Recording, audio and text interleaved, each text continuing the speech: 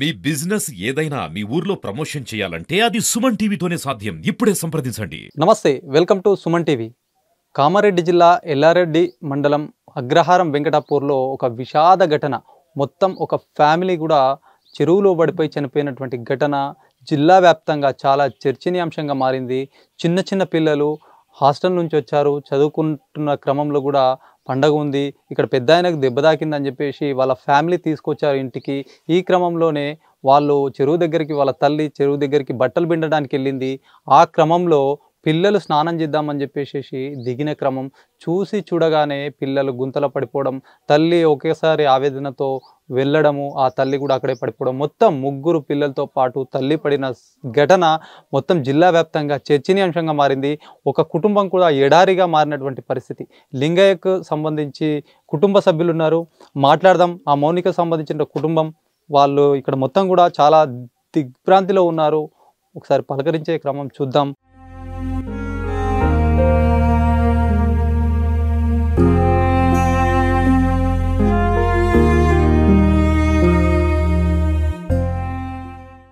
లింగయ్య, మౌనిక వీళ్ళు ఆ పిల్లలకు సంబంధించిన తల్లిదండ్రులు. అయితే లింగయ్యకు ఇప్పుడు ఎవరైతే మౌనిక ఉందో ఈమె మూడో భార్యగా చెప్పొచ్చు.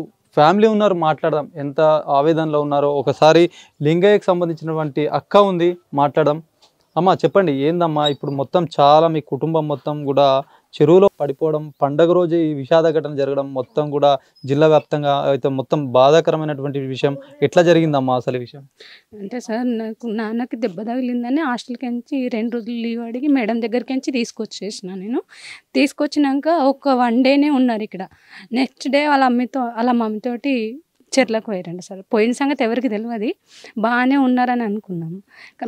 పొద్దున్నే లేచి 7కి అట్లా ఫోన్ చేసి, నాకు 7 గంటలకు ఫోన్ చేసి, అత్తమ్మ నువ్వు రావా, పండగ ఉంది కదా అంటే, వస్తలేమ్మా నాకు హెల్త్ బాగాలేదు కదా, తాతయ్య ఇట్లుండగా చూసుకుంటారని అంటే ఉన్నాడు. కానీ నాయన చిన్నోడైతే బాబు నాన్న నిడిచిపెట్టయితే ఎక్కడికి పోడు. కానీ ఆ రోజు ఎలా వెళ్ళిండో తెలీదు. అయితే తీసుకొని 3 పిల్లల్ని తీసుకొని మీ చెరువుకి వెళ్ళిపోయింది. అట బట్టలు పిండడానికి పిండడానికి అక్కడ బట్టలు ఉన్నాయి, బట్టలు నానబెట్టిన ట్రబ్బు ఉంది, అన్నీ ఉన్నాయి. 2 పిల్లలు బట్టలు ఇప్పేసి నీళ్ళలో స్నానం చేసిన. పెద్ద పాప అయితే బట్టలు ఇప్పలేదు. వీళ్ళు 3 నీళ్ళల్లో ఉన్నారు. పెద్ద పాప అయితే బట్టలతోని పడింది దాంట్లో. అంటే పడిందంటే మనకు తెలీదు, కానీ అట్లా కనిపించారు తెల్లారి. అయితే ఊరంతా వెతికినాం ఎక్కడున్నారు అని. నాన్న వెతికిండు, తమ్ముడు వెతికిండు, ఊర్లో అందరూ ఎవరింటికైనా కూర్చున్నారేమో, వస్తారేమో అని. ఇక ఆ తర్వాత భయం వేసింది, ఇంకా వస్తలేరు, 8 అయింది 9 అయింది అని చెప్పేసి ఏమన్నా బోర్కాడ కరెంట్ వైర్లు ఇట్లా తెగిపోయి పడ్డారేమో, రాలేరేమో నా భయంతో తమ్ముడిని బెదిరిస్తే వెళ్ళి చూసింది సార్. వెళ్ళి కూడా బట్టల కాడ ఇట్లా చూసేసరికి బండ మీద బట్టలు అన్నీ ఇట్లా పెట్టి ఉన్నాయంట ట్రబ్బులో. పిల్లల బట్టలు ఇట్లా ఉన్నాయని తమ్ముడు దిగి చూసారు. అక్కడ పిల్లల చెప్పులు, వాళ్ళ బట్టలు, పొడి బట్టలు, నానబెట్టిన బట్టలు అని చూసి నీళ్ళకి దిగేసరికల్లా చిన్న పాప చెయ్యి తగిలిందంట తమ్ముడికి. ఇక మా తమ్ముడు లింగయ్యకు తగలంగానే ఇట్లా చేతి పెట్టేసరికి ఆమె బురదల నుంచి పైకి తేలింది. ఇప్పుడు మొత్తం ఎన్ని గంటలకు వెళ్ళారమ్మా వీళ్ళు బట్టలు పెడదామని? మధ్యాహ్నం టైంలో వెళ్ళినారు సార్. మధ్యాహ్నము 12, 1 గంట మధ్యలో వెళ్ళిండ్రు. ఇంకా ఎవరు చూడలేరు వాళ్ళని. అక్కడ ఎవరైనా చూసిన వాళ్ళు ఉంటే కాపాడేవాళ్ళు, కానీ ఇంకా అక్కడ ఎవరు వెళ్ళలేదు. అది లోతు చెరువు, ఇట్లా గుంతలు తీసిరు, పొక్కలు తీసి జేసీబీ తోటి. ఆ జేసీబీ పొక్కలు వీళ్ళకి తెలియలేవు సార్. తెలియక 4 చనిపోయినారు. ఇంకా అక్కడ నుంచి వెతుక్కొని వచ్చేసి 3 పిల్లలు నైట్ దొరికిండ్రు. పెద్ద ఆమె వాళ్ళ అమ్మ నైట్ దొరికింది, 2 పిల్లలు దొరికిరు చిన్నోళ్ళు. పెద్ద ఆమెనేమో తెల్లారి దొరికింది. ఎన్ని గంటల ప్రాంతంలో మీరు వెళ్ళారమ్మా? ఇక్కడ ఇంకా కనిపించట్లేదు, ఇంకా రావట్లేదు అని చెప్పేసి ఒక బాధలో వెళ్ళారు. నాన్నేమో ఇక్కడ పెద్ద మనుషుల దగ్గర కూర్చొని ఉంటాడు కదా, అక్కడక్కడ వీళ్ళు ఇళ్ళల్లో పని చేసుకుంటారని అనుకుని నాన్న పెద్ద మనుషుల దగ్గర కూర్చొని ఉన్నాడు. తమ్ముడేమో అమ్మాల పనికి వెళ్ళిండు. అమ్మాల పనికి వెళ్ళి వచ్చి నాకు 7 గంటలకు ఫోన్ చేసిండు. ఎక్క పిల్లల్ని దగ్గరికి ఏమన్నా వచ్చిరంటే, నా దగ్గరికి ఎందుకు వస్తారో, తెల్లారితే పండుగ ఉంది అలా అమాస, ఎక్కడికి వెళ్ళొద్దని కూడా చెప్పినా నేను. ఎందుకు వస్తారా అనేసి అంటే, ఇంట్లో లేరు, నాయన అడిగితే లేరు అంటున్నారు. అంటే లేరు అన్నప్పుడు కూర్చొని లెంకాలే కదా వేరే వాళ్ళ ఇంట్లో అని చెప్పిన నేను. ఇక పోయిండు తమ్ముడు, ఇదంతా లెంకేసి బోర్కాడికి వెళ్ళి వాళ్ళ పెద్దమ్మ వాళ్ళు ఇక్కడ పక్కనే ఊరు ఉంటుంది బిక్కనూరు, అక్కడికి వెళ్ళి వెతికేసి ఇంకెక్కడ లేరు అనేసరికల్లా నేను ఇంకా మళ్ళీ చెరువుది ఇక్కడ వెళ్ళురా, ఆడ కూడా పొలం ఉంది కదా, ఏమన్నా పిల్లలు పోయిరేమో తెలీదు అని అంటే, మేము అట్లా అనుకోలేదు. కానీ వాళ్ళ అమ్మ వాళ్ళ ఇంటికి ఏమైనా ఏడిపిద్దామని తీసుకొని వెళ్ళిందేమో పిల్లల్ని అని చెప్పేసి అనుకున్నా. కానీ అట్లా జరగలేకపోయింది సార్. మీరు ఇప్పుడు మేనత్త అవుతారమ్మా పిల్లలకి?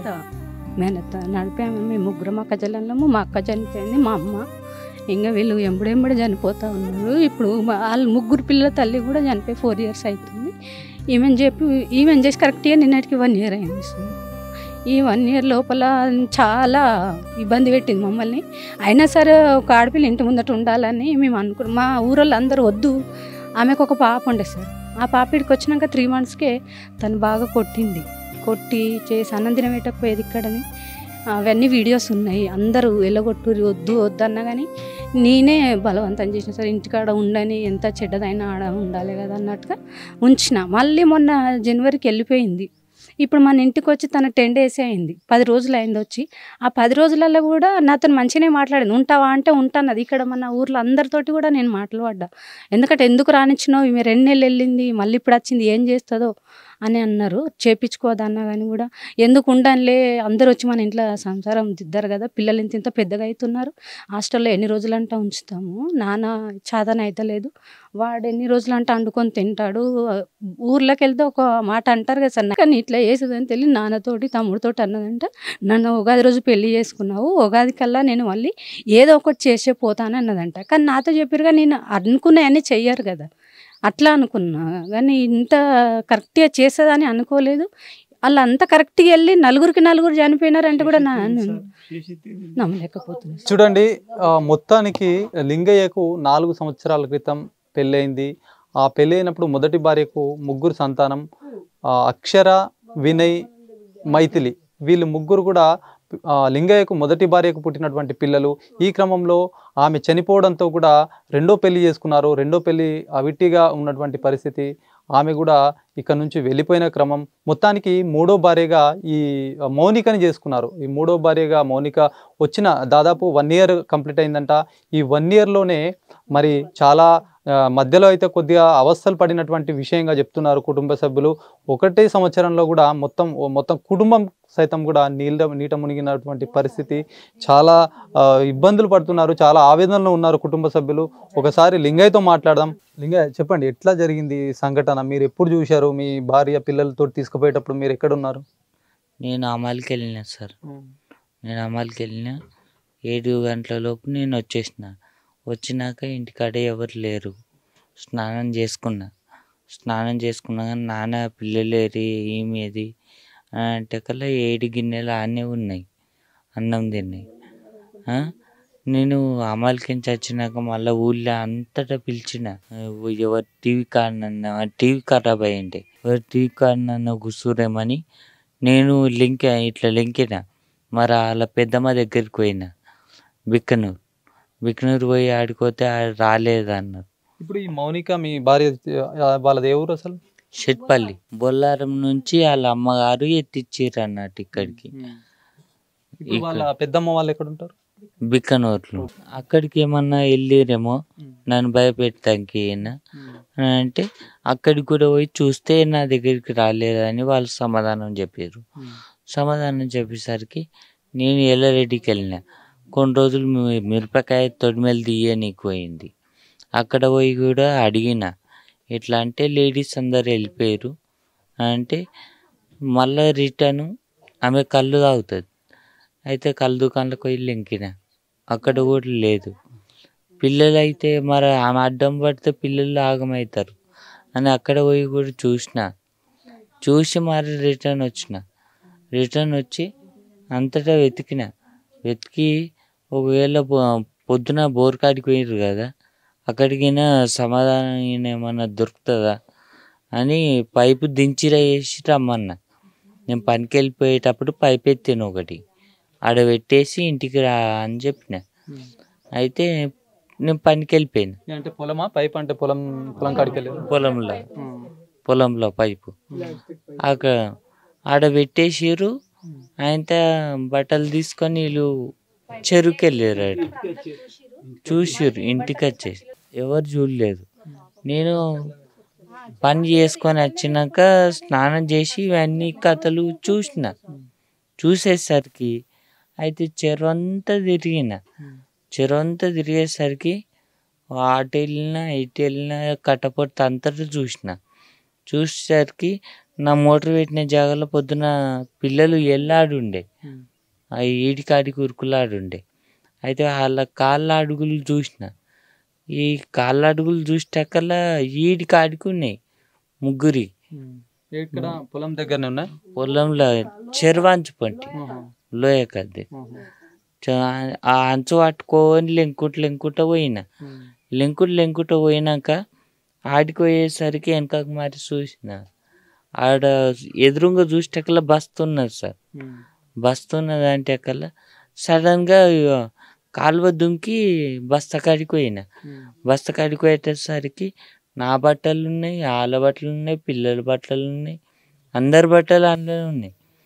కొన్ని బట్టలు పిండిటికి నానబెట్టి చెరువు కట్ట మీద పెట్టారు. వెనక పోయి చూసి ఇట్లా మరి చూసేటకల్లా నాకు చిన్న చెయ్యి తలిగింది.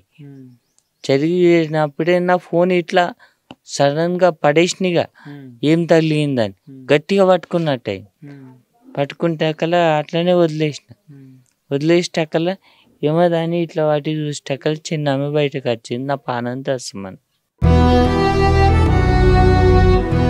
నాన్న చనిపోయింది అని అరుస్తున్నా కట్టపొంటి. మీ కుటుంబ సభ్యులందరూ కూడా చెరువు కాడికి పోయి వెతుకుతున్నారా? నేను ఫస్ట్ నొక్కునే పోయినా. అది ఎట్లా అంటే నాకు గుర్తు ఎట్లా వచ్చిందంటే ఆడ చెప్పులు ఇచ్చింది నా చిన్న బిడ్డ. ఆడ గెట్టు మీద ఇట్లా చెప్పులు పెట్టింది. చెప్పులు పెట్టాకలా ఇవి నా బిడ్డే చెప్పులు అనుకొని ఇంకా కొద్దిగా ముందుకు పోయేటరికి చిన్న అడుగులు కనబడుతుంది. అబ్బాయి ఇటే పోయిరు అనుకొని ఇక సడన్గా ఉరికినాయి. ఇక పిండితే యువతలకి విండొచ్చు, డైలీ ఇంటికాడనే విండేసేది. ఆ రోజు మాత్రమే చెల్లరకెళ్ళి ఇలా అయిపోయింది. ఒక్కరోజు కూడా చెల్లరకెళ్ళలేదు. ఇది చూడొచ్చు. మొత్తానికి పండగ రోజు మరి మొత్తానికైతే ఇప్పటివరకు ఎప్పుడు కూడా చెరువులోకి పోయి బట్టలు విండేది కాదట. మరి ఆ రోజు ఉగాది రోజు బట్టలు పిండాలనిపించిందో ఏమో కానీ మొత్తానికి అక్కడ పోవడము, ఆ పోయిన క్షణం కూడా ఎవరు కూడా లేకపోయిండే ఇంట్లో. వాళ్ళు బయట నుంచి పనిలో నుంచి వచ్చి చూసేసరికంటే పిల్లలు ఎవరు కనిపించట్లేదు, అక్కడ వాళ్ళ భార్య కనబడట్లేదు అని చెప్పేసి వాళ్ళ బంధువుల దగ్గరికి వెళ్ళి చూసారట. అక్కడ కనిపించకపోయేసరికంటే పొలం వద్దకు ఒక పైపు కూడా ఇచ్చి అక్కడ పొలం దగ్గర పెట్టని చెప్పారట. ఆ క్రమంలో వెళ్ళిందేమో అని చెప్పేసి అక్కడ చూడడము, అక్కడ పిల్లల అడుగులు కనిపించడంతో కూడా ఈ పిల్లలు ఎక్కడైనా వెళ్ళారేమో అని చెప్పేసి చెరువు వద్దకు వెళ్ళడంతో అక్కడ బట్టలు కనిపించినటువంటి పరిస్థితి అట. అప్పుడే ఆయన ఒక భయం మొదలైంది.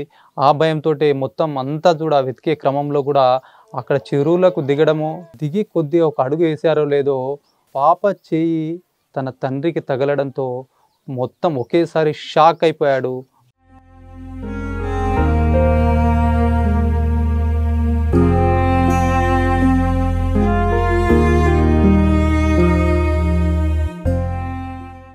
మౌనిక మరణం వెనుక అనేక సంచలన విషయాలు కూడా బయటకు వస్తున్నాయి. లింగయ్య కుటుంబ సభ్యులైతే వాళ్ళ గురించి చెప్తున్నారు. ఎందుకంటే ఈ మధ్య కాలంలో కూడా దాదాపుగా 1 year కింద అయితే మ్యారేజ్ అయింది. అప్పటి నుంచి కొన్ని రోజులు సక్రమంగా ఉన్నారు. ఈ మధ్య కాలంలో వాళ్ళ ఇద్దరి మధ్యలో గొడవలు తలెత్తుతున్నాయి. కుటుంబంలో సరిగా ఉండడం లేదు. ఆమె పరిస్థితి కూడా కరెక్ట్గా కుటుంబ సభ్యులతో కలవకుండా ఉంటుంది అని చెప్పేసి చెప్తున్నారు. మరి లింగన్నకు సంబంధించినటువంటి తండ్రి ఉన్నారు, అంటే మౌనిక మామగారు ఉన్నారు. మాట్లాడదాం.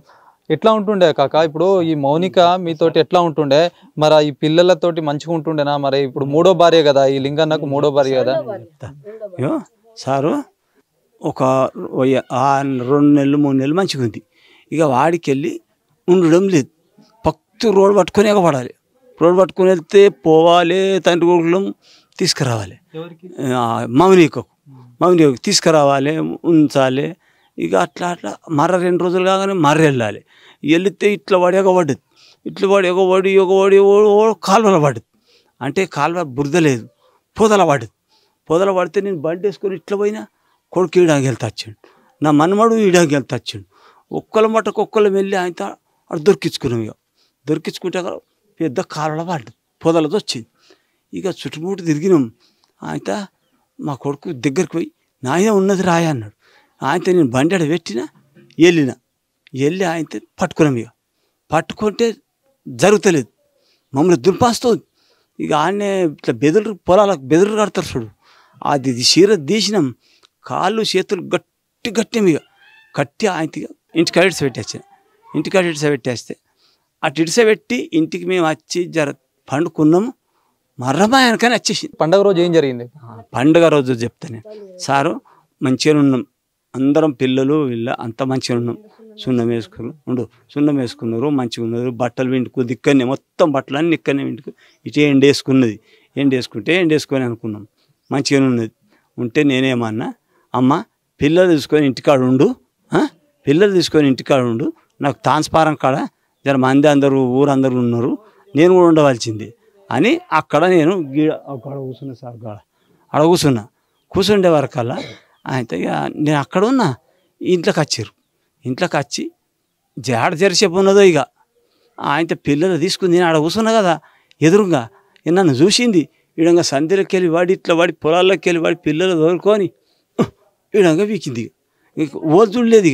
ఇక చెప్పులు ఆడ పొలాలు ఇడిచింది చిన్నమని పొలాలు ఇడిచింది. ఇక అక్కడనే పోయినట్టు చక్కగా చిల్లరకే తీసుకొని పోయింది. బట్టలు పిండాలి అనుకుంటే ఈయన ఉన్నాయి నీళ్ళు ఏడా ఇంకా యువతలకే ఉన్నాయి. కావాల్సి తీసుకొని పోయి ఎవ్వరు విండని జాగల లోతుల దాంట్లో లోపల పోయి బట్టలు అక్కడ పిండలేదు ఎండేయలేదు. బట్టలు విండలే ఎండేయలేదు. అట్లనే పిల్లల బట్టలు అట్లనే ఉన్నాయి ఆమె బట్టలు అట్లనే ఉన్నాయి సార్. ఇక అందులో దుంకినరా నూకేసిందా సారు దేవునికి గుర్తు కాదు. ఇక కథం అక్కడనే మరణం అయిపోయింది.